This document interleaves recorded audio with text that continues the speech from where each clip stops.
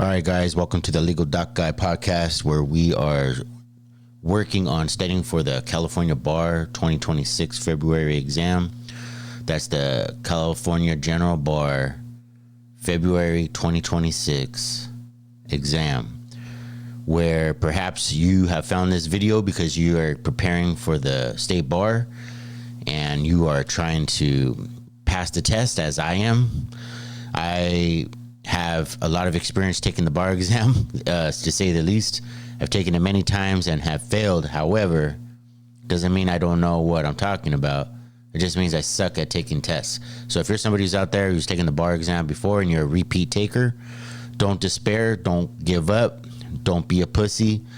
Keep studying, keep grinding, fix whatever needs to be fixed, change whatever needs to be changed. You know what they say, if nothing changes, nothing changes. And so this podcast is going to be here. I'm going to be here for you to help us get through this exam together. Okay. So the first subject I'm going to talk about is civil procedure, personal jurisdiction, and subject matter jurisdiction. We're going to look at an exam that was given in 2012. And I'm going to pull it up here for you. There you go. All right, so this exam was given in 2012 of July. So if you go on the State Bar's website, they have exams there. I could show you guys how to do that. If anybody wants me to show them how to navigate the State Bar's website, drop a comment in the comment section, and I'll be happy to do that. And any questions that you have, I will show you how it's done. And that's all the way from registering, figuring out what your deadlines are to register for the Cal Bar, how to apply for the State Bar, go through the requirements that are needed to satisfy the State Bar's requirements.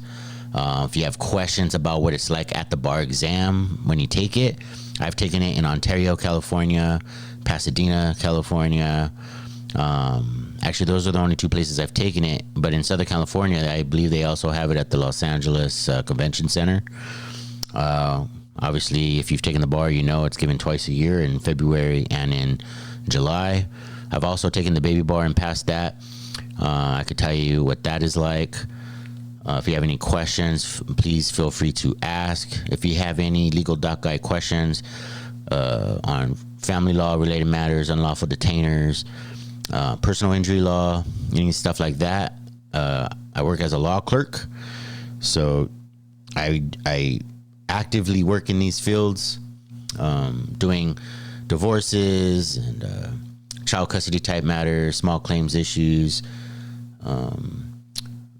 As I mentioned, unlawful detainers, and I currently work in personal injury law as a law clerk doing law in motion practice. That's drafting motions, oppositions, you name it, I've done it. I'm basically a lawyer. I just don't have a license, and that's part of the problem.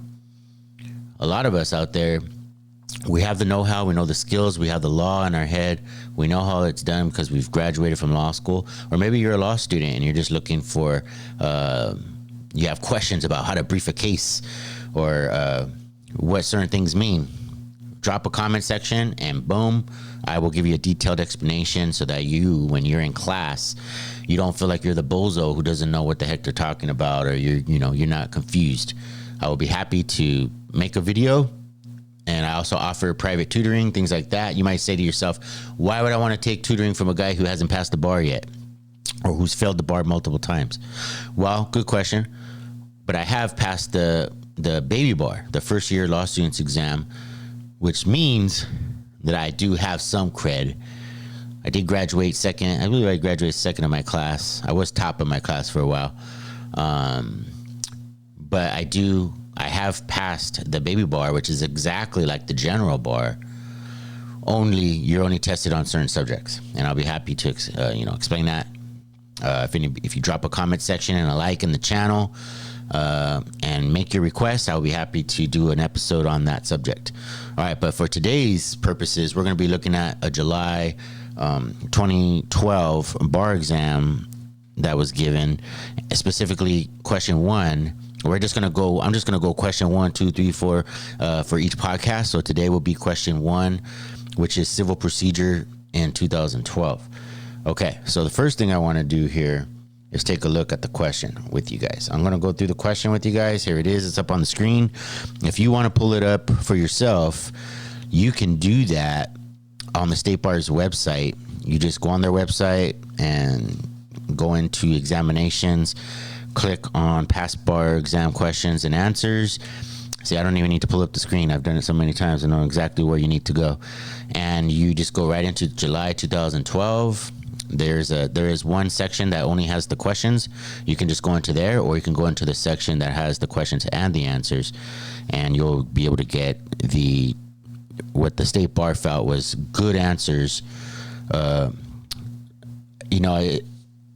think about it, there's 8,000 people taking the bar exam at any given examination.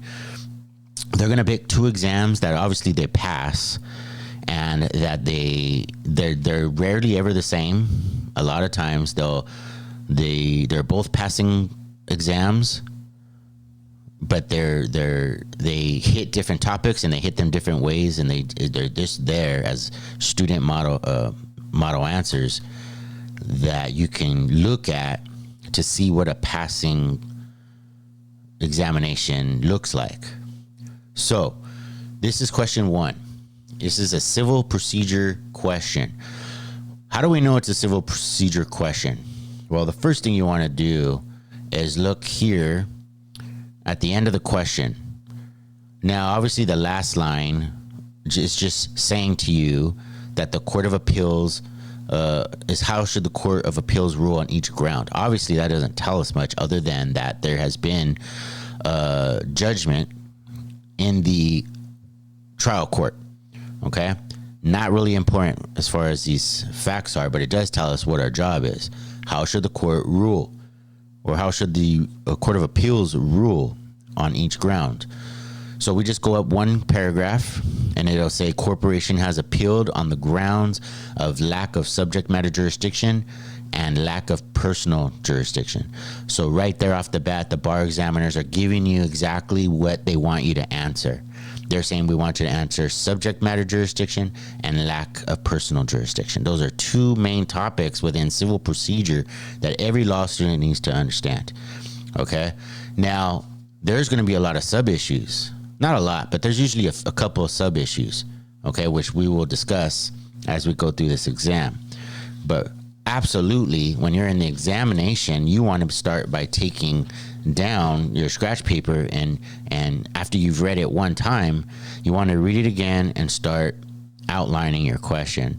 That way you have a roadmap for when you start answering the question in the bar exam. Okay, so let's read through this question together. We already know where we are. Now, you might think when you read that question, in that paragraph we just read, corporation has appealed on the grounds of lack of subject matter jurisdiction. You might think to yourself, corporation, this could be a corporations question. But easily you put that out of your mind because you see the words subject matter jurisdiction and lack of personal jurisdiction. Those are obviously subjects that fall within the realm of civil procedure. Okay? There's no facts there that make you think that this is a corporations or a business associations question. Okay, so then we go to the top and we see here that Pam and Patrick are residences of State A. So right away you need to, you know they're from State A. You already know, because you know what the subject matter, you know what we're going to be talking about, which is subject matter jurisdiction and personal jurisdiction. That's MSJ and PJ. Okay, so Pam and Patrick are residents of State A. While visiting State B, they were hit by a truck owned and operated by a corporation, a freight business. Corporation is incorporated under the laws of Canada and has its headquarters there, where the president and the secretary are located. State B is the only state in which corporation conducts its business. Corporation's drivers and other employees work out of its warehouse in State B. Okay, so right away you know most of these facts are going to be relating to personal jurisdiction. Okay, but so first thing we know is that there's two plaintiffs. There's plaintiff 1 and there's plaintiff 2. Okay? And they're both from state A. The accident occurred. Where that occurred? That occurred in state B. And then you have corporation who is incorporated and has its headquarters in Canada, which we could just call state C. We don't have to call it state C, but it's Canada. Okay? So we got Pam and Patrick from state A. We have corporation who's incorporated and has its headquarters located in Canada, and it has employees and a warehouse in state B. So right away I noticed the only contact so far that the facts tell us about corporation, about its contacts with the United States, is that it operates a warehouse and has employees in state B. Okay, so already in my mind, when I'm thinking about, let's tackle subject matter jurisdiction first, since the question asks us about subject matter jurisdiction first. Okay, already we know from this question that the parties are diverse. How do we know that they're diverse? Well, we know they're diverse because they it's because they are from two different states. Pam 1 and P1 and P2 are from A, and corporation is from Canada. Okay, so already in my mind I'm thinking, ooh, that has something to do with subject matter jurisdiction relating to diversity. However, when you're outlining on the bar exam, we need to remember that there's two ways to get subject matter jurisdiction on a bar exam. Well, there's actually 4, but the two main ones that we're going to talk about are, and that would be supplemental jurisdiction and removal, I believe. Now, so far we know that the parties are diverse. Great. Now, we also have to answer the first question. Is this a federal question jurisdiction? Because we know there's two ways to get subject matter jurisdiction on a bar exam question. The two main ways, which is federal question jurisdiction. That's the first thing we're going to talk about whenever we're drafting a subject matter jurisdiction exam question. So you have to ask yourself, do the federal courts have original jurisdiction over all the claims rising under the Constitution, right? Or the laws, or, it could be a treaties. There's no treaties in this. This is a personal injury case in this fact pattern. This is a vehicle accident because it says they were hit by a truck owned and operated by corporation, right? So if you go down to the third paragraph, it's going to say Pam and Patrick jointly filed a lawsuit against corporation in a federal district court in state A.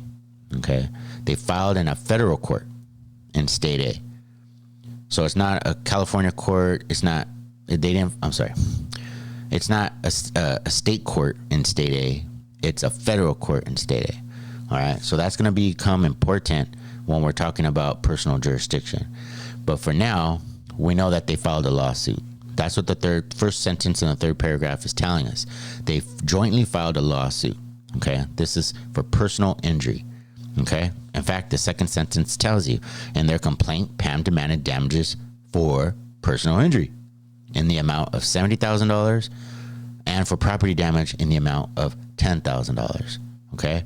That sentence is going to be important when we're talking about aggregation. Okay. And it says there, Patrick demanded damages in the amount of $6,000. So whether or not that sentence has to do with supplemental jurisdiction. Okay. So every sentence, mostly every sentence is hitting on an issue in that paragraph. Okay. So let's first focus on subject matter jurisdiction. Is there federal question jurisdiction, original jurisdiction, where the plaintiffs have brought a cause of action under federal law? And the question is no. There is no federal question. Okay.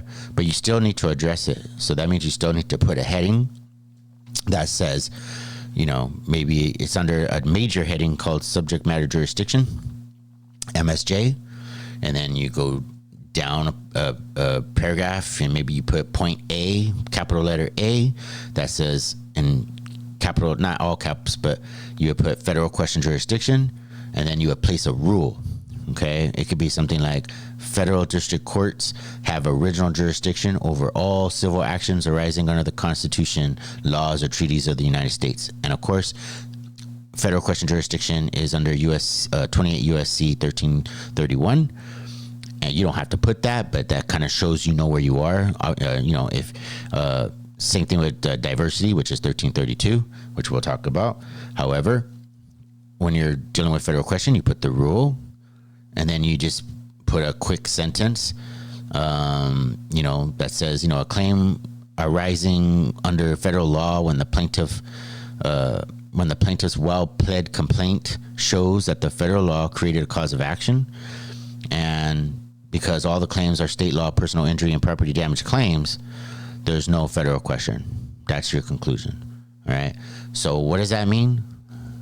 Basically, it means that the P1 and P2 brought a cause of action for state law claims in federal court.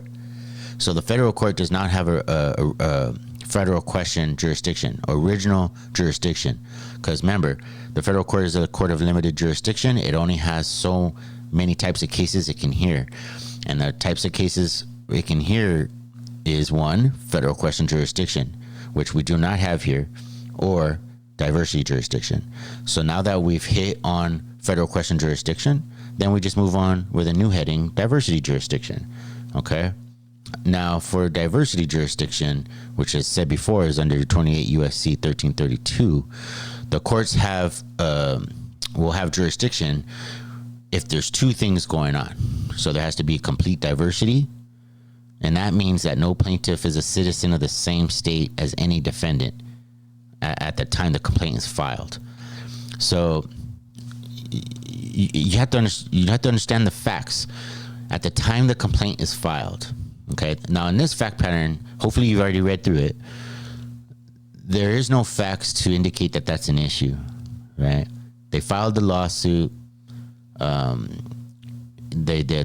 third paragraph tells you they filed a lawsuit against corporation federal district court in state A. They're suing for personal injury and property damage, and they give the amounts. And then Patrick P2 has demanded amount of only $6,000, which should raise flags for you in that he does not meet the jurisdictional amount in controversy. So that's where supplemental jurisdiction will come in for him, and we have to decide whether or not he can bring his cause of action in by supplemental jurisdiction. And then it tells you in the fourth paragraph that the corporation filed a motion to dismiss the complaint for lack of personal jurisdiction. And then the federal district court denied the motion. So a corporation went to the judge and to court, and they said, hey man, these guys lack personal jurisdiction.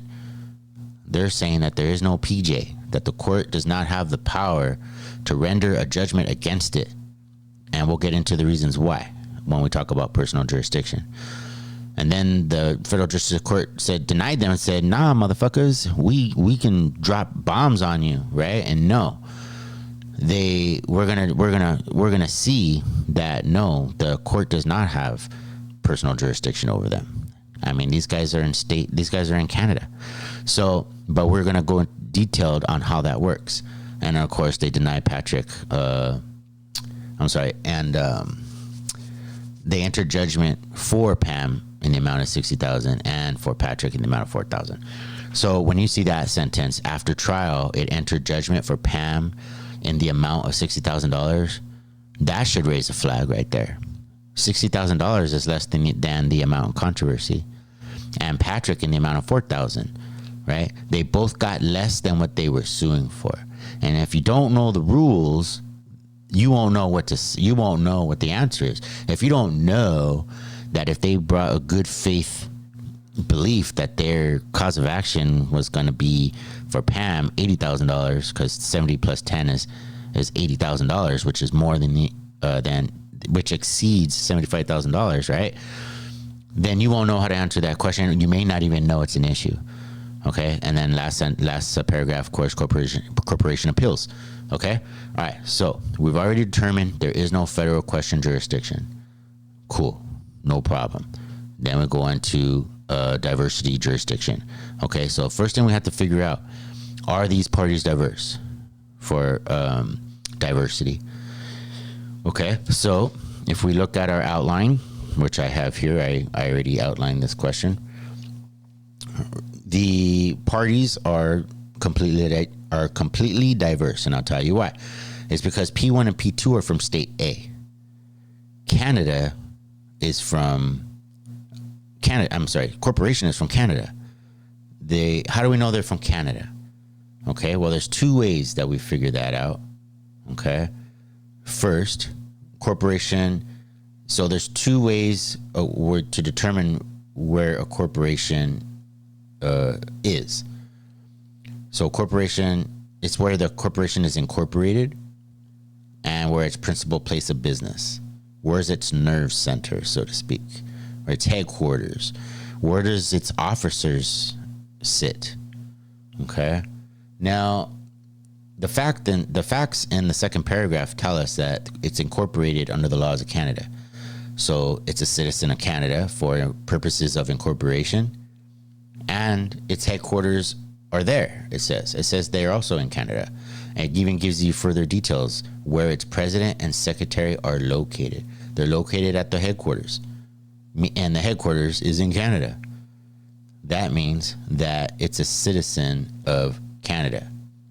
So a corporation, if you don't know, can be a citizen of multiple states. Okay, it could be incorporated in Canada, but have its headquarters in Florida or state C or state D for this purposes, right? So then they could be citizens of two different states. Okay. Now they also have conduct or a warehouse with employees in state B.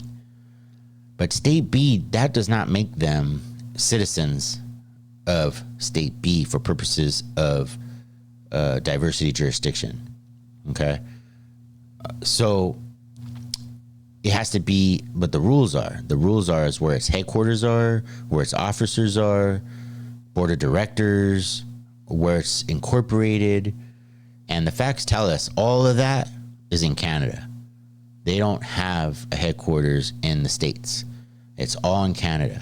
Yes, they have a warehouse with employees in state B, but that does not make them a citizen of state B.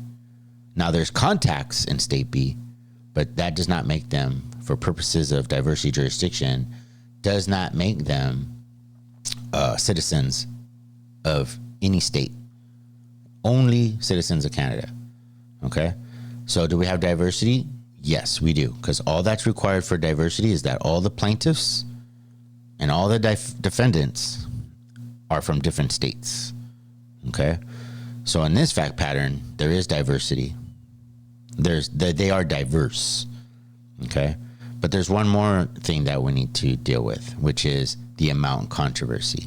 So for diversity purposes, there needs to be the amount in controversy for diversity jurisdiction must exceed $75,000 for each plaintiff, unless supplemental jurisdiction applies. So we're going to talk about supplemental jurisdiction in a second when we talk about Patrick. But right now for Pam, we need to figure out whether or not she meets the amount in controversy. So the facts clearly tell us that they sued in federal court in the complaint. So now we're talking about the document, the complaint. Pam demanded damages for personal injury in the amount of $70,000, which is less than $75,000. But she's also suing for property damage in the amount of $10,000. Okay, so because she's suing for both $70,000 and $10,000, that is going to meet. What you're going to do is you're going to aggregate those two amounts because they're related to the same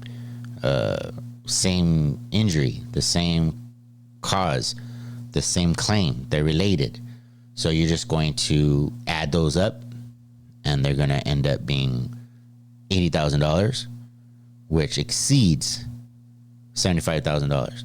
Now remember that word exceeds, because it does mean more than, of course, but the correct language is that it exceeds $75,000. Okay. Now we have multiple plaintiffs. So remember, the rules are that each plaintiff has to meet the amount in controversy, unless the claim from the second. So here we have a situation. It can get very confusing. All right. This is where I think the real points come in. A lot of points. Because you might think to yourself, oh, you know, Patrick can just bring in his $6,000 claim. No big deal. They're clearly from the same car accident, right? And you'd be correct in that. You would be absolutely correct. But it's important to really understand how supplemental jurisdiction works. And it's confusing. It can be very confusing, okay? So clearly Pam meets the amount in controversy, right? Because she has basically added her $70,000 personal injury with the $10,000 property damage, which equals $80,000, and she meets the amount in controversy. So somebody has to meet the amount in controversy in order for Patrick to bring in his claim. So obviously, if Pam only had $70,000 in personal injury and property damage, and Patrick only had his $6,000, this is not going to work, because neither one of them on their own meet the amount in controversy. Okay, so in other words, P2, Patrick's claim for $6,000, does not independently on its own meet the amount in controversy. However, Patrick's claim arises out of the same accident, right? So the court can decide to exercise supplemental jurisdiction over his claim. Okay. So because the cases arise from the same case in controversy. So let me get out my notes here. So one thing, let's see what I put for subject matter. Oh, I never got that far on that one.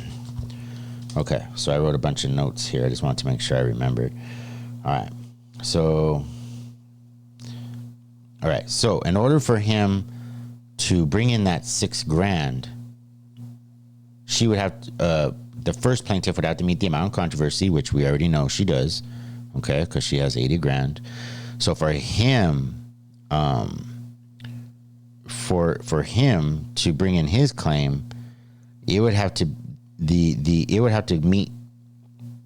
What did I put here? So I put here one plaintiff, and all right. So one plaintiff and one defendant, you can aggregate all the claims, even if they're unrelated. But for multiple defendants, you cannot aggregate separate claims unless enforcing a common individual interest. So what does that mean exactly? What that basically means is that they have the same case or controversy. So in my notes here, I wrote that the federal courts may exercise jurisdiction over additional claims that form a part of the same case or controversy, meaning they share a common nucleus of operative fact. Okay? So what we know from the fact pattern is that P1 and P2, while they were visiting state B, were hit by a truck. So they were hit at the same time. They relate to one another. And because the P1, Pam, does meet the amount of controversy, we can go ahead and bring in P2's $6,000 claim. Okay? Now, so what this tells us is then that so to summarize, we have one, there is no federal question jurisdiction, but there is supplemental jurisdiction because we have one person Well, because first of all the parties are diverse. All plaintiffs are diverse from all defendants. 2, we have at least one plaintiff that meets the amount in controversy, which it must exceed $75,000. That's Pam, P1. And then we have P2, whose damages do not meet the amount in controversy, but they relate or arise out of the same case or controversy from P1, who does meet the amount in controversy. Therefore, we could bring in Patrick under supplemental jurisdiction. So he will be able to bring his claim. Okay. Now, that's pretty much the whole analysis for subject matter jurisdiction. That's essentially, in this fact pattern anyways, what we're trying to determine. We're determining that there's no federal question, and then we're determining that there is subject matter jurisdiction, and we laid out the answers why. Because they're all plaintiffs are diverse from all defendants, and at least one of the plaintiffs meets the amount in controversy.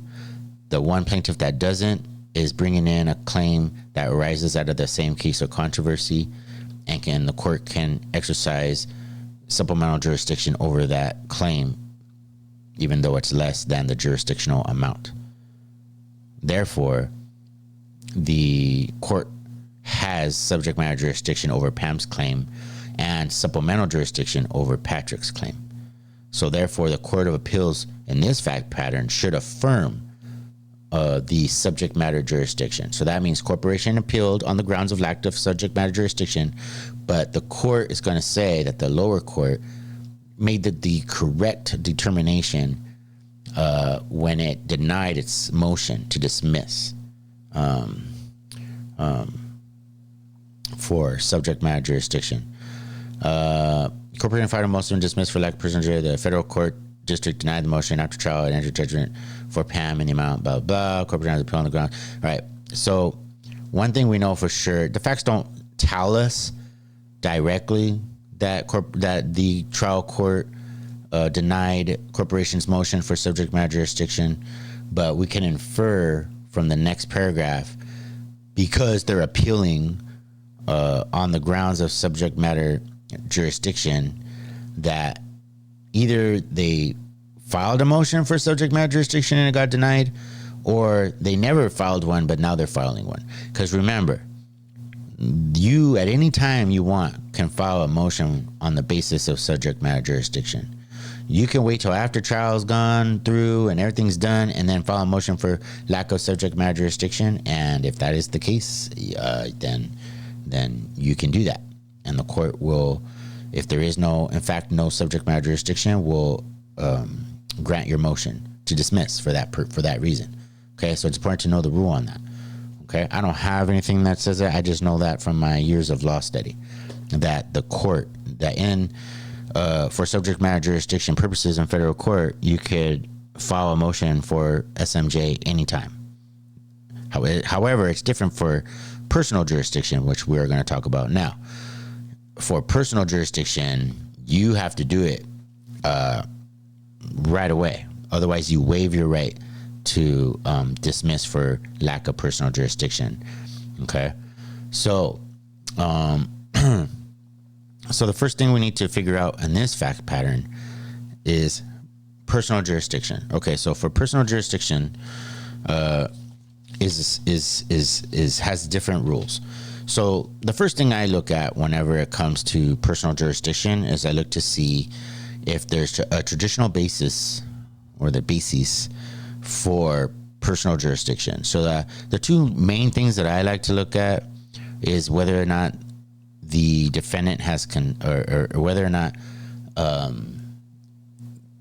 a party has consented to personal jurisdiction, or whether there's been a waiver of jurisdiction. Okay.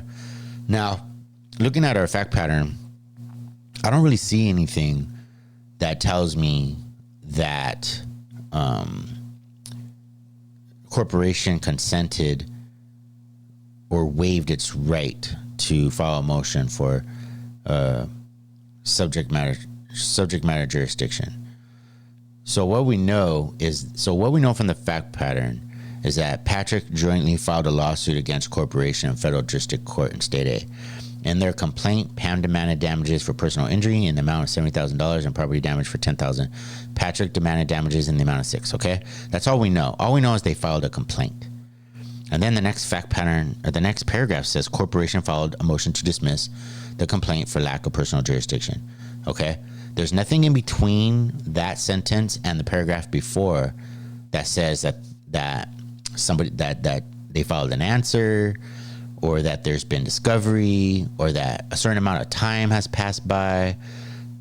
So we can infer from this fact pattern, the way it is, the way it's set up, is that no time has elapsed since P1 and P2 filed their complaint.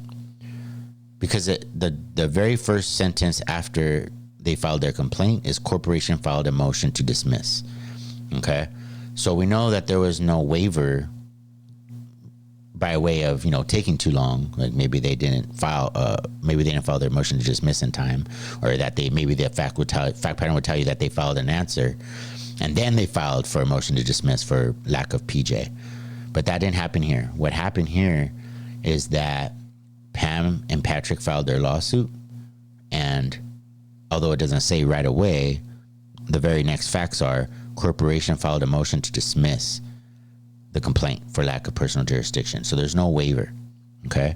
Also, there's nothing in this fact pattern that says they consented to personal jurisdiction. Okay.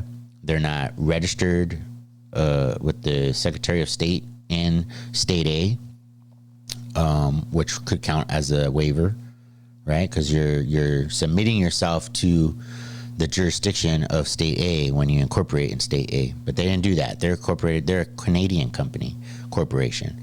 So they have not consented to personal jurisdiction by registering with the Secretary of State in State A. So there is no waiver. There is no consent. Traditional bases, I believe there's a couple of other ways for traditional bases. If you remember what they are, without me having to stop the podcast just to check it out, put it in the comment section. Let me know if I missed anything there. I really appreciate it. Okay, so moving on. Now we have to talk about long arm statutes. That is a constitutional requirement for due process. Okay, so when we're talking about a long arm statute, okay, we're basically talking about a minimum contacts analysis. Okay, and a minimum contacts analysis, we need to determine what court we're sitting in. Where are we? Where did they file this lawsuit? Okay, so what we know is that they filed a lawsuit in federal district court in State A. Okay, so we know that because they filed in federal district court, we need to let the reader know that we understand that because we're in a federal court in State A, that the federal court is going to use the long arm statute in the state in which it sits. Okay, and that's a rule under 4K1A. Okay, that's in the Federal Rules of Civil Procedure 4K1A. So, for example, if you're sitting in, if State A was really California, and I always like to think of this in terms of California because we're taking the California State Bar. Now, under the CCP, California Code of Procedure, or the Civil Code of Procedure, section 410.10, that's a code you want to be familiar with. Just familiar with. It's not too important. It doesn't really come up too much in practice. In personal injury, I'm not always. Sometimes we're in federal court, but not often. Okay, but you might have a rule. I have a rule here that I jotted down that I really like. It's a long rule, but you just need to understand a few things about the long arm statute. So what I wrote here is that when a case is brought in federal court in California, the court applies California long arm statute under the Federal Rules of Civil Procedure 4K1A.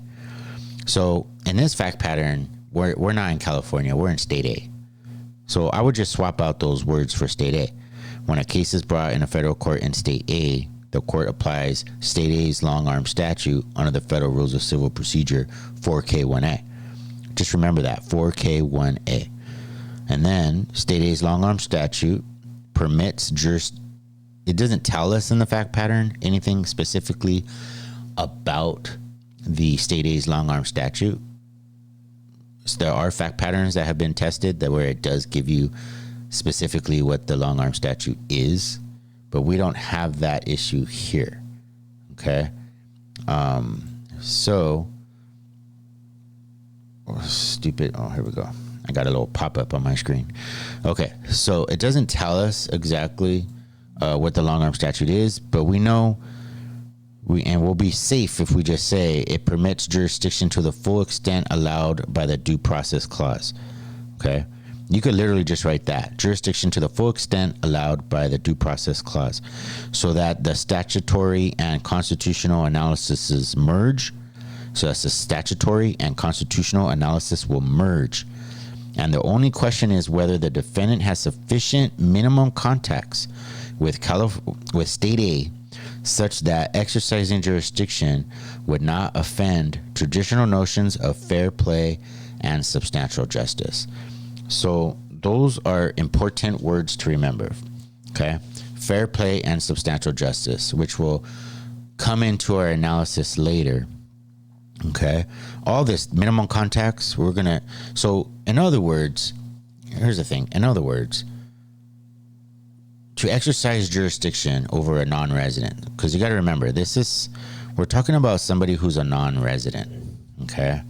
So because we're in federal court suing somebody who doesn't live in state A, they're not domiciled in state A, they're not incorporated in state A, they don't have their principal place of business or their headquarters, nothing is in state A. They don't even have, we haven't gotten into the context analysis yet, but the question is this person a non-resident?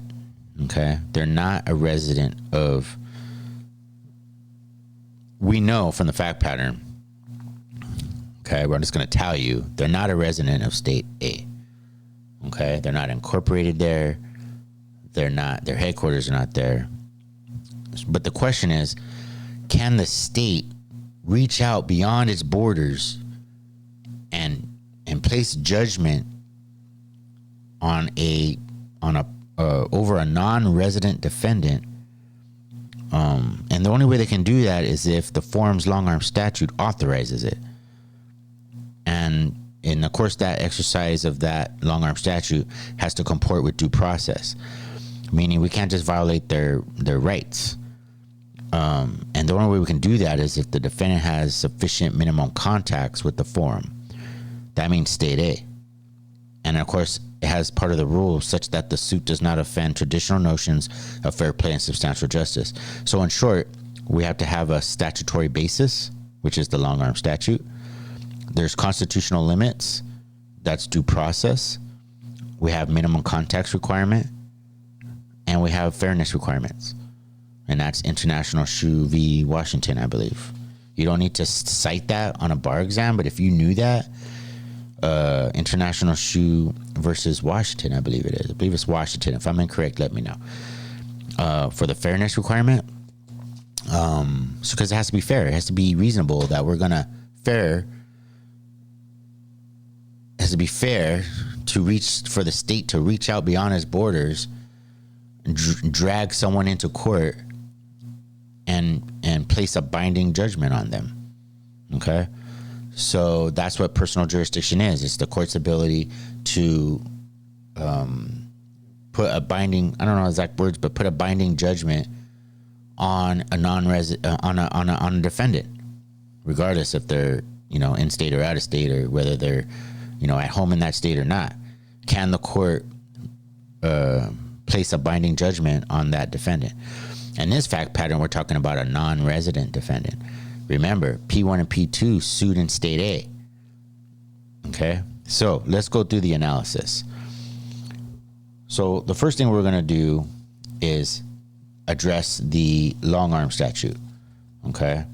So first we would probably put a rule. I would put the rule that I had just mentioned about what personal jurisdiction is.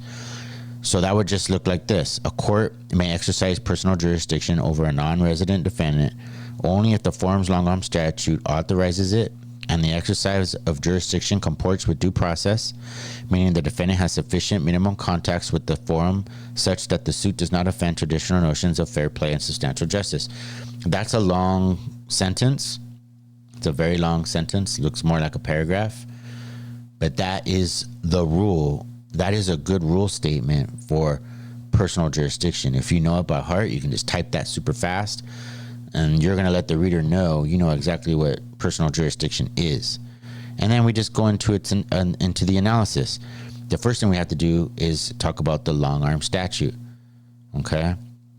So for a long-arm statute, the long-arm statute needs to would be under 4K1A. So in other words, you just let them know that there's a constitutional basis. It's going to extend to the full limits of due process, okay, allowed by due process in that jurisdiction. So in other words, federal court is going to. So we need to know a couple of things here. One, the federal court is going to apply the long-arm statute of the state in which it sits. Now, they don't tell us what the long-arm statute is in this fact pattern, but you could just say that the federal court under 4K1A, Federal Rules of Civil Procedure 4K1A, is going to apply the long-arm statute in the state of which it sits. And then you could just add a sentence that to the full extent of due process under that statute, right? And this is going to open up the door for us to go into our minimum contacts analysis, okay? So once we have set that rule, we have a heading that says long-arm statute. It doesn't have to be anything long. You're just letting the court know that because we're in federal court, it's going to apply the long-arm statute of the state in which it sits.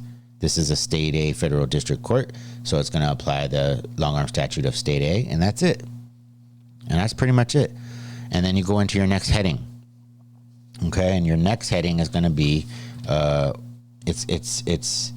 you could put general jurisdiction.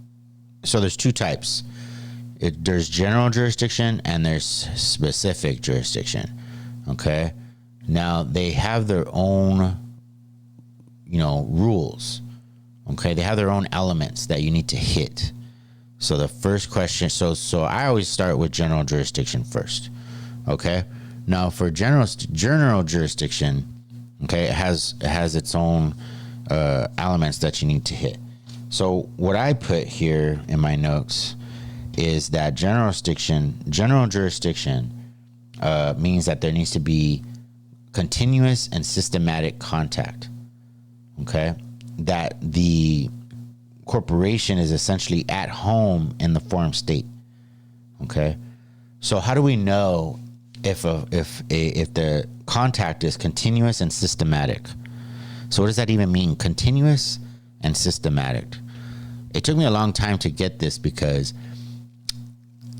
you think it's so obvious that you don't really think about it, and then when you see it on a fact pattern, you don't recognize it because you don't realize that you don't know what it means. So what this means, continuous, think about it. You're continuously in the forum. Continuously. What would have to occur for you to be continuously in that state, in the forum state? And systematic, like systematically you are there, continuous and systematic. So they're very specific on what that means. That means one, it's the state of incorporation and the location of your headquarters, your nerve center, as they'll say. I don't have that in my notes, so I'm going to write that. Nerve center. Okay. Now, you ask yourself two questions. You let the reader know that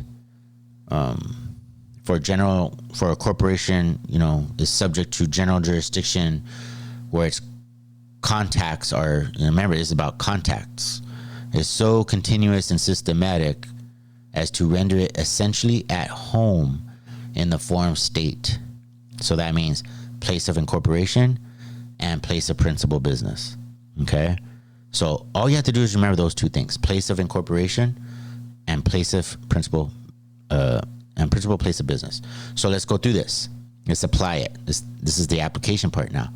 We know from the fact pattern that corporation is incorporated in Canada.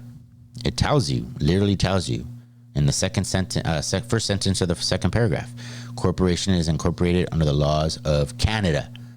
So it's at home in Canada, not state A. But let's go to the other half of this analysis, of this application. It says here its headquarters are there.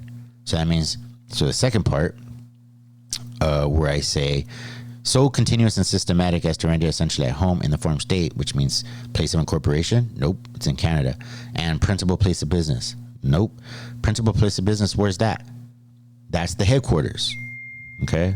That's where it has its board of directors. It has its president and secretary.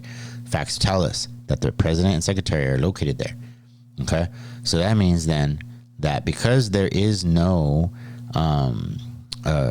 because they're not incorporated in state A and their headquarters is not located in state A, that means there can be no general jurisdiction in state A.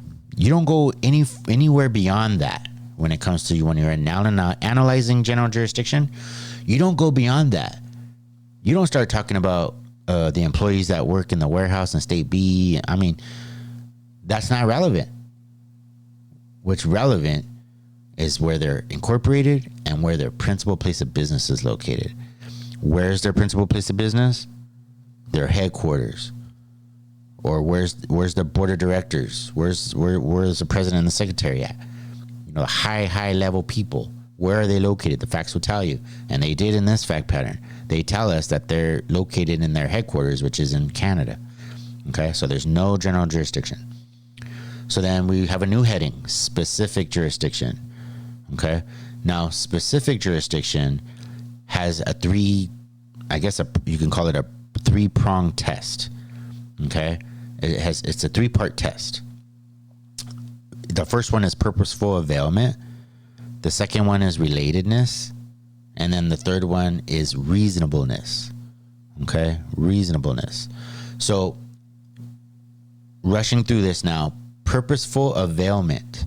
That's the first prong you're going to hit under specific jurisdiction. And you got to hit all 3 of these in order to have specific jurisdiction. You can't just have one and not the other 2, or 2 of them and not the other 1. You got to have all 3 of these satisfied in order to satisfy the elements for specific jurisdiction. Okay? So what is purposeful availment? Okay? To me, it's when the defendant purposefully avails themselves of the privileges of conducting activities in the forum. Okay, so think about what that means. It means like you're taking advantage or you're benefiting from the protections. You know, you're able to benefit. You're able to take advantage of the benefits and the protections of the forum state. I like it put it that way. Like, I can take advantage of the benefits and protections. Benefits and protections. I benefit in the forum state. I'm protected by the laws in the forum state. Okay? I get to enjoy using the roads in the forum state. I benefit from being able to transport my goods. Remember, in this fact pattern, this is a freight business. Corporation is a freight business. They drive trucks transporting freight. So they are using roads, but are they using roads in state A? Well, the facts tell us that corporation drivers and other employees work out of its warehouse in state B. It says state B is the only state in which a corporation conducts its business. We don't argue with the facts. The facts tell us state B is the only state in which the corporation conducts its business. In other words, it doesn't conduct any business or have any contacts with state A. So we would let the reader know what purposeful availment is. They take advantage of the benefits and protections of the forum state. We might even, want to give a little example, such like taking advantage of the laws of the state or the roadways, things like that. And that fact pattern tells us that they only conduct business in state B. Therefore, they have not purposefully availed themselves of the benefits and protections of the forum state. Boom. Element 1, purposeful availment, finished. And then we go to relatedness. Okay.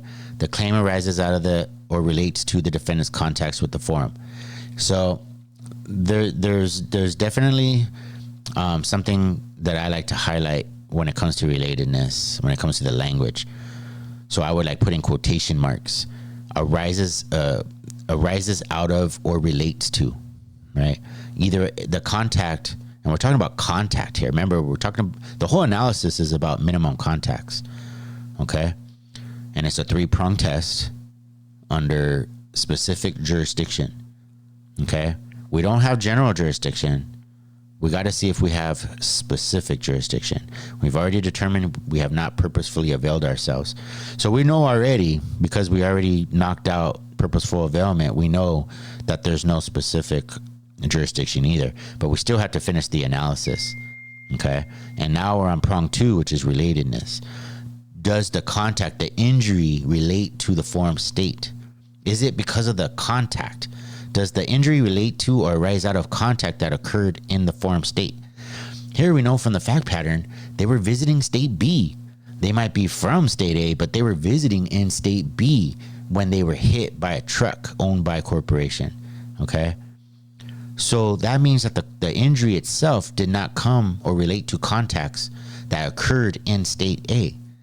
So we can't say here that it relates, that the injury or the claim relates, the claims do not relate to the defendant's contacts with the forum state, right? I mean, that's super simple to understand.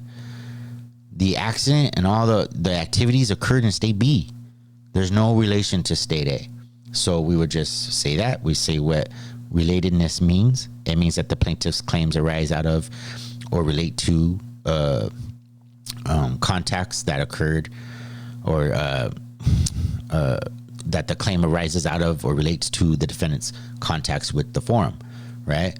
So we know, and they say that, and then we just put facts down. The facts tell us that while visiting state B, they were hit by a truck owned and operated by a corporation. There's no contact with state A. Nothing occurred in state A. And make a conclusion, there is no relatedness. Then we go into reasonableness, which there's like a bunch of prongs, and there's a bunch of prongs to reasonableness. Okay, so we're going to go into reasonableness now. And to me, some of them are important and some are not, unless they come up. But this is all about, when we think about reasonableness, we're thinking about fairness. Remember, traditional notions of fair play and substantial justice, right? So, when we said up top about how the about the sufficient minimum contacts with the forum such that the suit does not offend traditional notions of fair play and substantial justice, I think that this is where we apply that in reasonableness. Is it reasonable to make a corporation from Canada and haul them into a court, a federal court, a district court in state A, which we don't know how far that is. It could be really far. I always imagine it being California because we're a California bar exam and they're in Canada.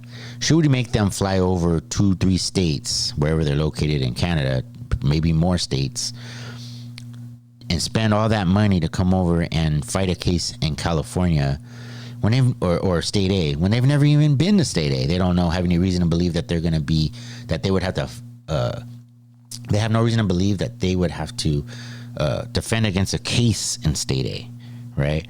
So we go through like a prong. We go through different prongs. And let me see if I have something with those prongs. Well, look at one of the first prongs. Let me see what I have here in my notes.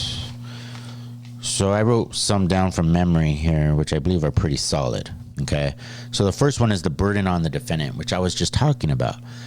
Burden on the defendant to have to go into state A from Canada, spend money, resources on attorneys and airplane flights and back and forth, all the law in motion and all the depositions, everything they're going to have to do for this case, to fight this case.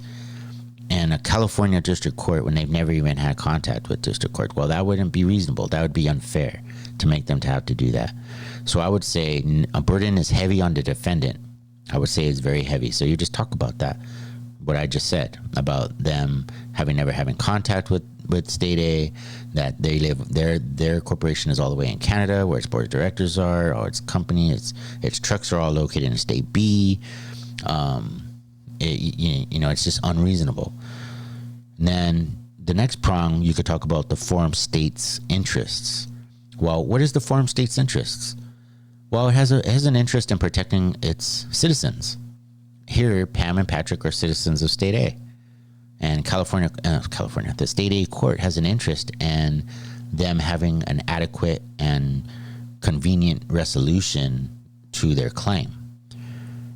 However, that interest wouldn't outweigh the interest of Canada being able to defend in a court of jurisdiction. There's a more reasonable and convenient forum, such as state B. Even state B. And why would we have to defend in state B, even though they're not incorporated or headquartered there? Well, it's not because their employees in their warehouses are there necessarily, but it's because they were in the injury or the accident occurred in state B. The fact that their employees and their warehouse are in state B is also a factor to consider, right? The evidence is there. The witnesses are likely in state B. The truck and all the stuff is in state B. The roads, the conditions of the roads are in state B. Everything is in state B. So the forum state's interest wouldn't outweigh another forum's interest. In other words, state B has more of an interest, right? Okay. So another one could be the plaintiff's interest in convenient relief, which I already talked about. I would just kind of play those, the plaintiff's interest in a convenient relief. Yeah, of course, that's high because they're in state A, but it wouldn't outweigh the points that I made before, which is that, the evidence is in state B. There's no reason for it. And then there's other factors to consider, like interstate judicial system's interest in efficient resolution. Another one is shared interest of states in furthering substantive social policies, which, in other words, we want to have efficiency and continuity. We want things to be orderly. What's the word I'm looking for? We want things to make sense in the judicial system. It wouldn't make sense to make corporation who's never been to state A, doesn't direct any contact to state A. This is a personal injury matter, a motor vehicle accident, right? This is not a situation which we'll discuss in other fact patterns down the line, where corporation was advertising or directing contact towards state A and someone was injured by a product or something. This is a motor vehicle accident. So it just wouldn't make any sense to make them go. So at the end of the day, the outcome is there's no personal jurisdiction here. So in other words, the court erred in denying the motion to dismiss for lack of personal jurisdiction. The Court of Appeals should reverse on PJ. So that would be the answer. That would be your conclusion, right? So long story short, subject matter jurisdiction, yes. There's diversity jurisdiction. There's no federal question jurisdiction, but there's diversity jurisdiction for all the reasons we said above, and supplemental jurisdiction for the P2's claim. And for personal jurisdiction, there's no there's no general jurisdiction and there's no specific jurisdiction because we went through the whole analysis. So that is it. That is the deal. So I hope that made sense going through this question. If there was something you were hoping that I was going to do, this was over an hour. So I don't know if anybody's actually going to watch this for a whole hour, but I would appreciate your feedback. I could probably give a condensed version of this analysis, or maybe if you liked it, let me know. Tell me what you did like or didn't like. Also, if there was any information that you felt that I left out, please let me know. Please subscribe to the channel. Also, remember, I have a legal document preparation business that I do on the side, in addition to working full-time as a law clerk at a personal injury firm in Los Angeles, California. I do law in motion. I wouldn't say I'm an expert in law in motion, but I'm pretty damn good. I'm not gonna lie. I get praises all the time. I get raises. People try to poach me, and I'm pretty happy where I'm at. The real money is going to come when I pass the bar. Remember, we're doing this together. I do this because I think it'll help me remember everything. My problem isn't that I don't know what I'm doing. It's just my problem with passing the state bar is just adequately preparing for the bar. It's like I know what to do, but I haven't done it in the past. It's kind of like exercise, right? I know how to lose weight. Right now, I'm extremely overweight. It doesn't look like it on the camera because probably the way I have it positioned, but I'm 240 pounds. 245. Just the other day, I was 249 pounds. That's basically 250 pounds. And I'm only like 5'10", 5'9". So I know it doesn't look like it, but at least not on camera anyway. Or maybe it does. If it does, let me know. But you know what to do. I know you know what to do. It's a good chance you know what to do. There's probably not a lot of stuff you don't understand, but if you watch along with these videos, eventually I'll do them live possibly, and you'll be able to, interact with me live. I haven't set myself up yet, which I plan to do, to go live and to make videos where people can leave comments. I even have a system where I can take live phone calls and people could ask me questions, things like that, whether it's about bar study or whether it's about, I'm not an attorney, so I can't give you legal advice. All I could do is just give you my experience with certain subjects, or I could help you fill out forms, whatever it is. But the only thing is, it would have to be done during a podcast, because my goal is to get this monetized and build businesses through this, such as tutoring, things like that. Selling products, one day hopefully get a contract from like a bar prep organization, such like Studicata, or which I've used, or Fleming's bar preparations, which I've used. They have Barbary. I'm forgetting what are the major ones. I don't know why I'm forgetting. It's been a while. But that is the goal. So please share, like, and subscribe to the channel. Thank you so much. If you made it this far, put a California bar sucks at the end, or in the comment section, so I know that you made it this far in the video. And thanks a lot. I'll see you guys on the flip side.